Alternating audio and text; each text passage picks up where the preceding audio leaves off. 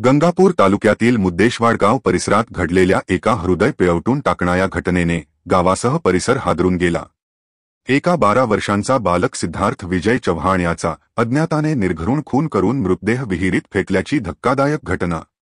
मुद्देशवाडगाव शिवारातील हकीकतपूर भागात शेतवस्तीवर राहणारा सिद्धार्थ विजय चव्हाण वय 12 वर्षे हा गुरुवारी दुपारी सुमारे 4 वाजता किराणा आणण्यासाठी घराबाहेर पडला। मात्र बराच वेळ उलटूनही तो घरी आल्याने वडिलांनी शोधाशोध सुरू केली। शोध घेत असताना हकीकतपूर शिवारातील भारत दारुंटे यांच्या मक्याच्या शेताजवळ सिद्धार्थची सायकल, किराण्याची रिकामी पिशवी आणि त्यातील 100 रुपयांची नोट सापडली। तिथेच जमिनीवर रक्ताचे डाग आढळले, जे सुमारे 100 मीटर अंतरावरील एका विहिरीपर्यंत गेले होते। विहिरीजवळही रक्त आढळल्याने मुलगा विहिरीत पडल्याची किंवा टाकल्याची शक्यता व्यक्त करण्यात आली। घटनेची माहिती मिळताच गावात खळबळ उडाली आणि ग्रामस्थ मोठ्या संख्येने घटनास्थळी जमा झाले। गंगापूर पोलिसांनी पंचनामा करून शोध मोहीम सुरू केली।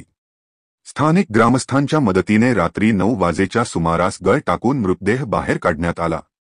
अॅम्ब्युलन्स चालक शुभम वाघमारे यांच्या मार्फत मृतदेह गंगापूर उपजिल्हा रुग्णालयात नेण्यात आला, जिथे डॉक्टरांनी सिद्धार्थचा मृत्यू झाल्याची पुष्टी केली। आईच्या फिर्यादीवरून अज्ञात मारेक्याविरुद्ध खुनाचा गुन्हा दाखल करण्यात आला असून हत्येचे कारण आणि खुनी याबाबत अद्याप कोणतीही माहिती पोलिसांच्या हाती लागलेली नाही।